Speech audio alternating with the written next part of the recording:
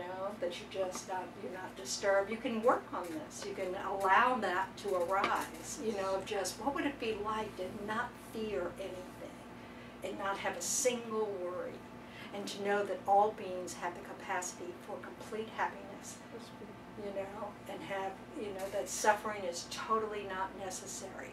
You know, what, you know, wow, that doesn't sound boring to me at all. It sounds quite pleasant. So it's just this, you know, this kind of, to recognize that mind of want, the mind of need, oh, I need to do this, is suffering already. You know, it's an agitated mind.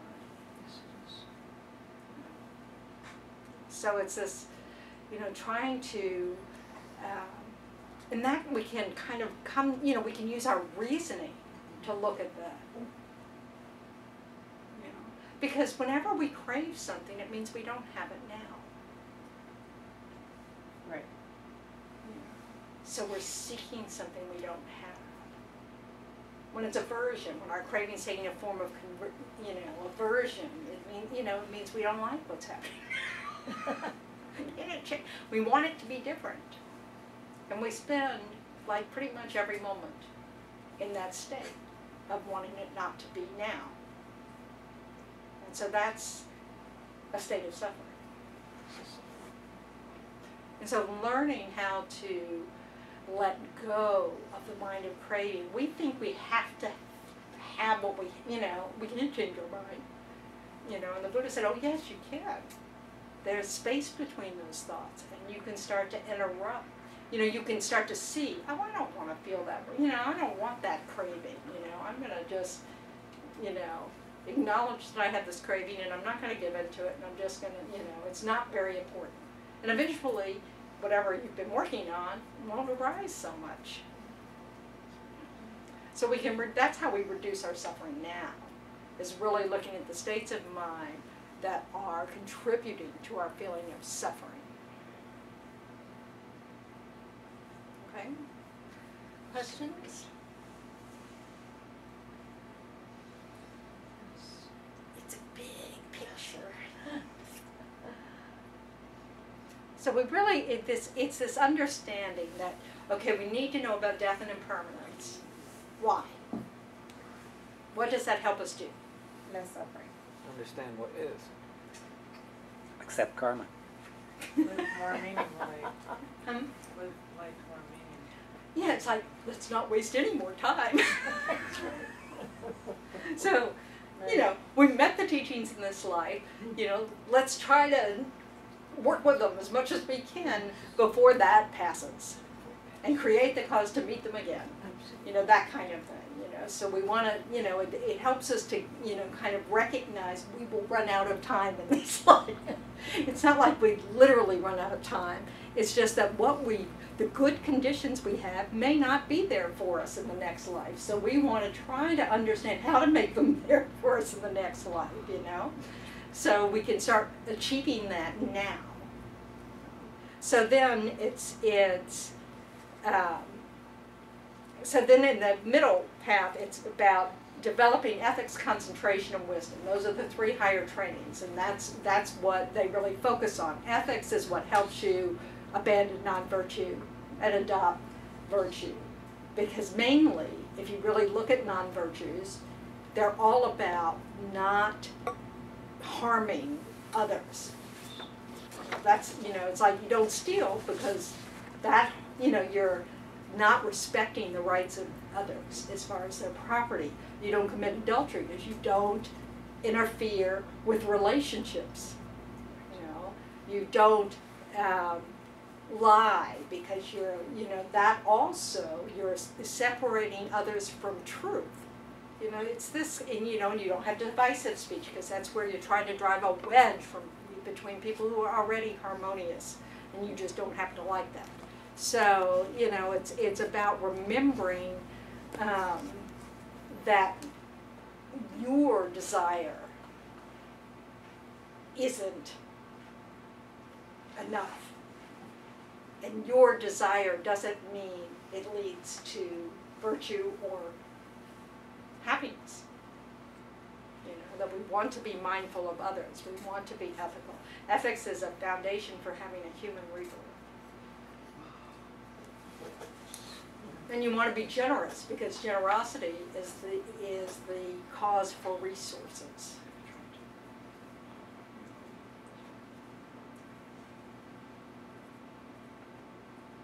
Concentration. We really need to develop our ability to stay focused, because distraction's a big cause of how we forget what makes life meaningful. You know, so we just get caught up in the day and kind of forget what's important, and then we start getting sloppy with our speech or our thoughts or our actions. How can we train that during the day? Because you're so busy with routine. I'm all day running. How can, like, you remember, like, okay, Gabby, just stop for a second. And remember your motivation. Oh, remembering your motivation. Okay. Right, so remembering your motivation. So yes, we all have things we have to get done, right? But we're not doing them just 'cause.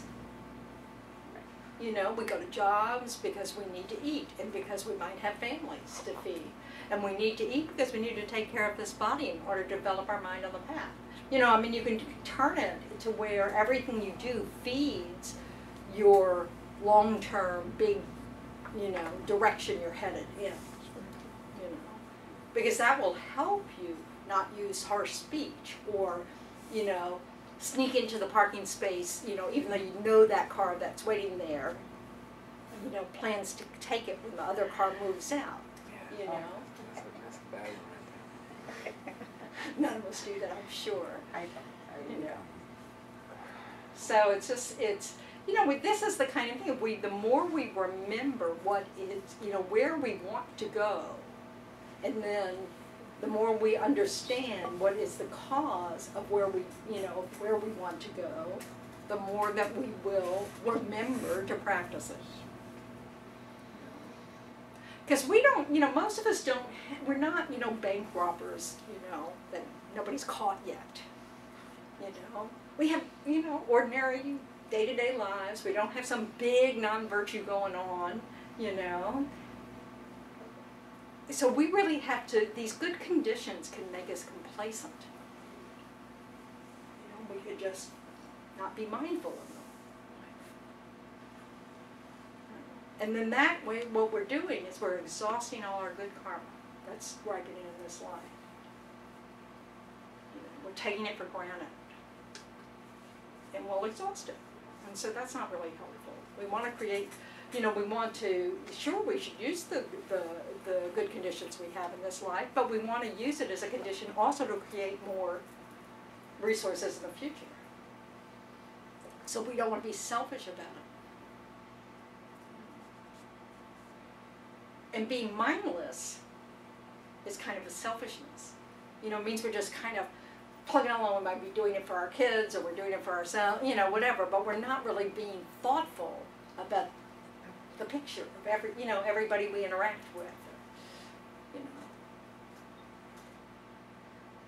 Making sense? Yes, absolutely. I do have a question. Yeah. I'm not very sure if I understand lower Rebirths. real. Sorry. No, that's a good question. So in this world, there are 6 realms.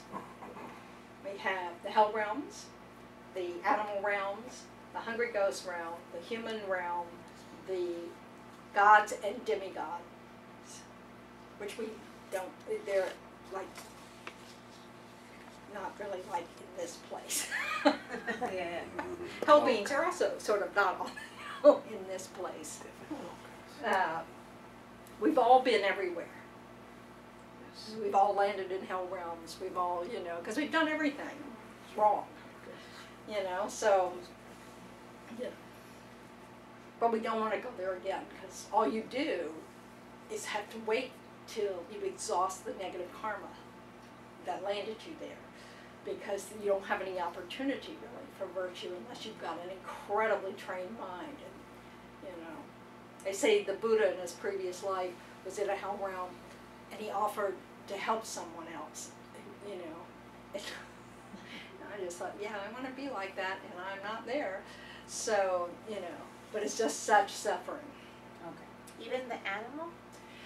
Yes, so animals, this is an interesting thing, because we have domestic pets, right? So we have a pretty good relationship with animals in the West, you know, and in probably in Japan, and, you know, all these places. But for many places, and for many centuries, you know, animals were not considered companions. They were worker things, you know. So you had hunting dogs, you had mousers, for cats, you know, all those things. They served a purpose in your life. They helped you, you know. But even domestic pets, they do not have a really good physical support for their minds. They can't do a whole lot in order to work on their minds while they're an animal. And they are at the mercy of the people who take care of them. You know, so some animals have a really good rebirth. A lot of animals who are pets in homes that have good conditions with good owners, nice owners, all that kind of stuff. You know, it's a pretty good condition to be an animal in. You know, it's a lot better than being a street cat in the slums of India or something. You know, these are pretty good conditions. But they are totally at the mercy of, you know, not being harmed by humans, really, you know. So, but mainly the disadvantage of the animal realm is they don't have a good support for their mind, so they can't they can't make any progress with their mind, and they don't have a whole lot of opportunity for virtue. Some do, like those who are companions, you know, those you know. Right. Therapy dogs. Service dogs and therapy dogs and you know, St. Bernards on the ski slope, you know. So, you know, but mostly what do our pets do? What? Eat and Hang on, sleep and poop. They follow their craving. Ooh, I want, you know, oh, there's more sun over there. That's right. And then they sleep. Oh, it's time to eat. They don't do much. And in fact, we don't either. You know, we look at our lives. But we act like animals anyway. And this is what following our craving does for us. Is that all we do? We're looking for that sunny spot and the tasty food, you know, and sex. That's, you know, that's pretty much what we do. And sleep. There's much more to life than that. And this is because we have the physical support of the human mind, the brain, to support, and that's much more sophisticated. So we should be doing more than just finding that sunny spot. You know. Instead, we go to places all day long for green paper to put in a place that don't exist. That's what we do. You know, and this is the thing about wasting good conditions, is that if you get complacent about your good conditions, you're like the pet of the wealthy owner who's loving and kind, and, you know, you just letting your good karma just exhaust. So we want to do something with it. Hungry ghost, that realm is people who've are trapped in a place where it's very hard to get food and drink. So it's you know, if you have craving, if you have strong attachment, especially at the time of death, being reborn as a hungry ghost is a possibility for you. So like a homeless person or something like that? No, it's a ghost realm. And, you know, so we don't see them. They say occasionally we might see them, and there'll be like a blue flame in the distance. But so to them, they, you know, what we see as a stream of water will be pus and blood for them. They don't have any luck with food and drink. And they said some have tiny throats, so even if they have the food there, they can't swallow it. So it's just a really suffering realm. Right. And the starvation doesn't kill them. I mean, it just, you know, it just can go on for a very, very, very long time until that karmic seed exhausts. See, karmic seeds are temporary. When they ripen, you know, they're momentary. They go away too. So, just like everything else. So it's a product. And so then eventually it will also cease. And once a seed is ripened, you can't really do much about it. What would be the cause to becoming a hungry ghost? Craving, attachment. Craving. Addicts Okay. that aren't able to go and be in recovery in this life may end up as a hungry ghost. Can't say satiate, you know, they just. But yeah, yes, because they're now experiencing the result of always feeding their craving. Now they can't feed their craving, so it's suffering. It's just a suffering result.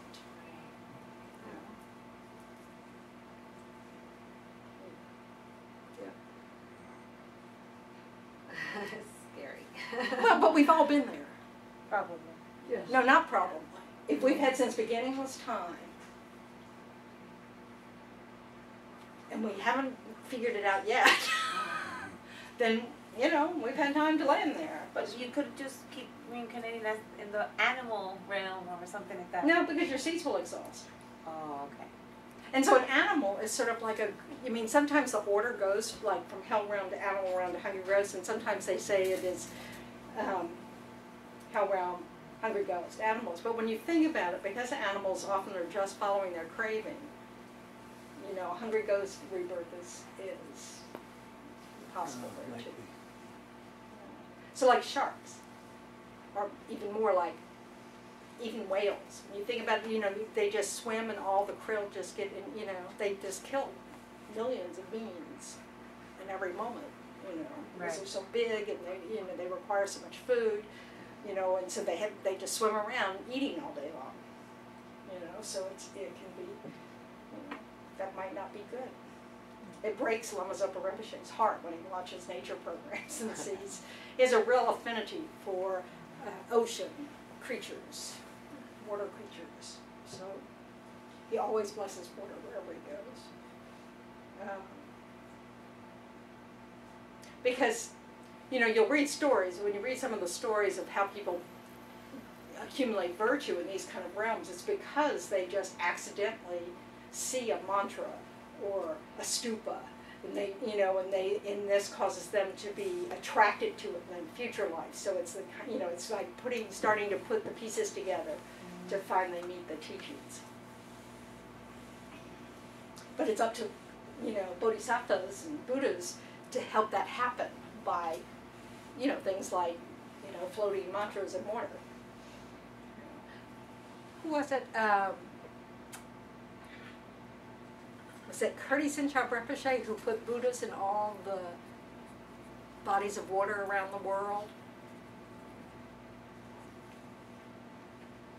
So it was a teacher that, like one of Rinpoche's teachers, even managed to get on an icebreaker boat to go to Antarctica. And the people who ran the boat, I have such technical terms for these things, liked him so much, or felt, that they just looked away when he put the Buddha in the water, because of course that's illegal. So, but he was very concerned about, the environment and things. So he managed to put a Buddha in all the oceans of the world before he died. But anyway.